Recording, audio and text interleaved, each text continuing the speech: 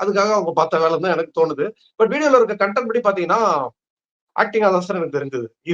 இது ஆக்டிங் சரி, அந்த மாதிரி தான் எனக்கு தெரிஞ்சது. It's acting. நான் உனக்கு சொல்றேன், நீ சொன்னதும் ஒரு ஆங்கிள் யோசிக்கப்பட வேண்டிய ஆங்கிள். பட் அதை காட்டிலும் நீ வந்து டிஜிட்டல்ல பேசுறதுனால ஒரு பெரிய மெரிட் டிஜிட்டல்ல பேசுற டாக்கா, அதாவது காமிக்க மறுக்கப்பட்டு பேசுறதை விட டிவியில பேசுறதோட மைலேஜ் போய் ரீச் ஆகுறதுதான் மேட்டர். இதுல என்ன டிஃபரன்ஸ பாக்கணும்னா, நீ அந்த மாதிரி பேசி டிஜிட்டல்ல பேசுறது என்ன மிஞ்சி போனா ஒரு 50 லட்சம் பேர் பாத்துருவோமா? 5 கோடி பேர் பாக்கலாம்ல டிவில பார்த்தா. பாக்குறதா இருந்தா 5 கோடி பேர் குறையாம பாக்கலாம்ல.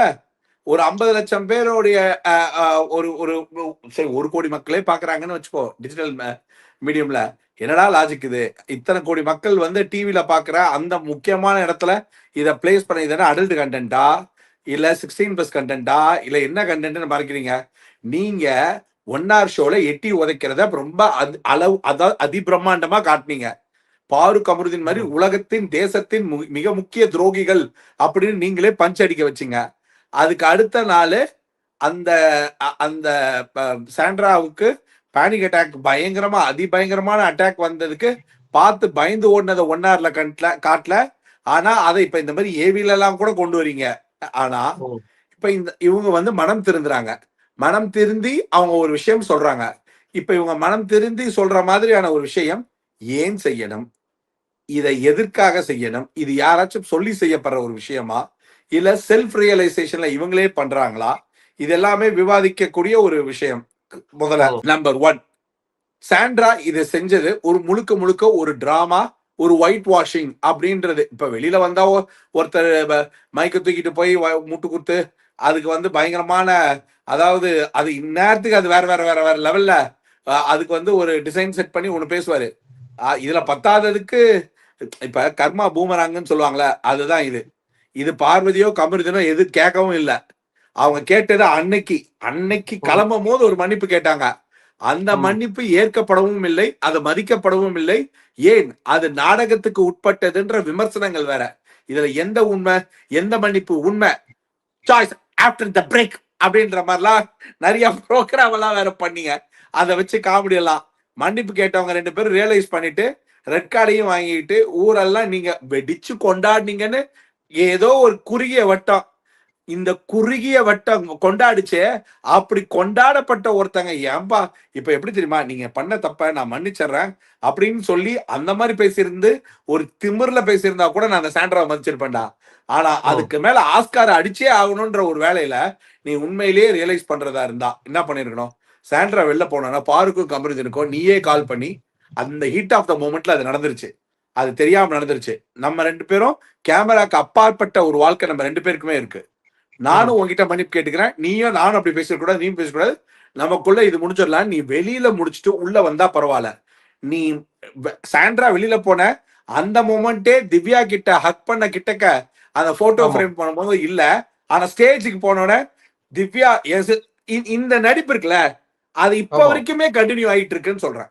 நீ நிஜமா இருந்தா நிஜத்துக்கே நான் இந்த ஒரு விஷயம் தான் பார்வதியோடைய ஹைலைட்டான யூனிக் குவாலிட்டியே இருந்தா சுத்தமான கெட்டவன்ற பேரே இருந்துட்டு போட்டு நீ என்ன வேணா நினைச்சுக்கோ, நான் கெட்டவனா இல்லையான்றது என் குடும்பம் என்னை நேசிக்கும் கூட்டத்துக்கு தெரியும்னு அந்த ஒரே ஐடியாலஜிலே இருந்தா இப்படி ஒரு ஃபிளிப் இப்படி ஒரு ஃபிளிப் இப்படி ஒரு ஃபிளிப் இப்படி ஒரு ஃபிளிப்னு அரோரா சாண்ட்ரா மாதிரி ஒரு வேலையை பண்றது இல்ல. சரியா? அதுவும் குறிப்பா சாண்ட்ராவை பொறுத்த வரைக்கும் என்னன்னா, இந்த மன்னிப்பு கேட்டு இந்த மன்னிப்புனால மீண்டும் நீயாவே மன்னிப்புன்றதை தாண்டி அதுல ஒரு நட்பு இருக்கு இந்த ஷோக்குள்ள. அவங்க 2 பேரையும் இந்த நாட்கள் வரைக்கும் உள்ள வைக்க விடாம இந்த கேமை உங்களுடைய தவறான நடிப்பால நீங்க அப்படி ஒரு வேலை உங்களுக்கு ரியலைசேஷன் இருந்தா, பாருக்கும் கமருக்கும் என்னவோ அதே தான் எனக்கும். அவங்க எனக்கு ஒரு 2 நாள் முன்னாடி போயிட்டாங்க, நான் இப்ப வெளில போயிட்டேன்னு சொல்லிட்டு அடுத்த வாரத்துல வெளில வந்த நீங்க கடைசி வரைக்கும் உங்க முரண்பாட பாரு கமரு இல்லாத ஷோவை நானும் அட்டன் பண்ண மாட்டேன் நீங்க இருந்தீங்களா? உங்க வைராக்கியத்துல இப்படி ஒரு வீடியோவை வெளியில வந்து போட்டு நான் யாருக்கும் பேட்டி கொடுக்க விருப்பப்படல. நான் பண்ண தப்ப நான் நானும் இந்த ஷோக்குள்ள ஃபர்தரா உள்ள போய் செலிப்ரேஷன் கொண்டாட்டம், அதுக்கப்புறம் அது போக என்னது ஃபினாலே, இதெல்லாம் நான் கொண்டாடாம நானும் அவங்க கூட சேர்ந்து வாக் ஆஃப் பண்ணிக்கிறேன். ஏன்னா என் மேலேயும் தப்பு இருக்குன்னு சொன்னீங்கன்னா உங்க மேல உச்சகட்ட மரியாதை, பெருசா இல்லாட்டியோ உங்க மேல கண்டிப்பா மரியாதை வந்திருக்கும். ஏன்னா நீங்க ரியலைஸ் பண்றதுதான் தேவையே தவிர நீங்க திரும்பி வந்தது உங்க ஒரு நாள் கூலிக்கு, விச் மீன்ஸ் ம். டே பேமெண்ட். வீட்டுக்காரர் முன்னாடி நாளே வந்துட்டாரு, எப்படியோ ஃபேமிலி பேலன்ஸ் பண்ணிக்கிறீங்க பேமெண்ட்டை. நீங்க வந்து உங்க ஃபேமிலி நல்லா ஜாலியா 7 நாள் இருந்துட்டு அந்த பொண்ணு உழைச்ச காசும் வாங்க முடியல. கமருதீனுக்கும் சரி, நீங்க வந்து இங்க உட்கார்ந்துகிட்டு அப்படியே பயங்கரமா கொண்டாடி கடைசியில பாரு இந்த வீட்டுல இந்த ஹஸ்பண்ட் அண்ட் ஒய்ஃப் மட்டும் ஒரு பேரா இந்த இந்த ஷோல இப்ப அவங்களோட உழைப்பு வீணடிக்கப்பட்டதுன்றதுதான் பாயிண்ட். அவங்களோட ம். உழைப்பு அங்கீகரிக்கப்படல.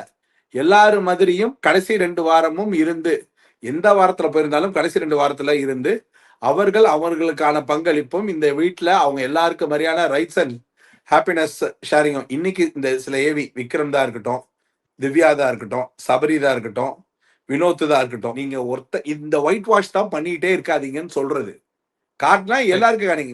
இந்த இதுலயே வந்து உங்களால ஒரே ஒரு ஆள் கிட்ட இருந்தா வன்மமான எந்த ஒரு வீடியோவும் எடுக்க முடியாதுன்னா அது அமித்த கூட நீங்க ஒரு இடத்துல எடுத்தலாம். அப்சரால நீங்க ஒண்ணுமே எடுக்க முடியாது. எடுக்கவே முடியாது. தலைகீழ என்னாலும் முடிக்கும். தலைகீழ என்னாலும் அப்சரா கிட்ட இருந்து ஒரு வன்மமான ஒரு வீடியோவை நீங்க எடுக்கவே முடியாது. அப்சராக்கு இருக்கிற ஒரே இன்ட்ரெஸ்ட் எல்லா சண்டையும் கேட்டுக்கதான். ஆனா எந்த சண்டையோடைய பங்களிப்புக்கு வரல. அவங்க கேட்க ரெடியாக்க என்ன நடந்துச்சு அப்படி கேட்டாங்களா அப்படின்னு. ஏன்னா அவங்க ஒரு ஸ்வீட்டஸ்ட் சோல்.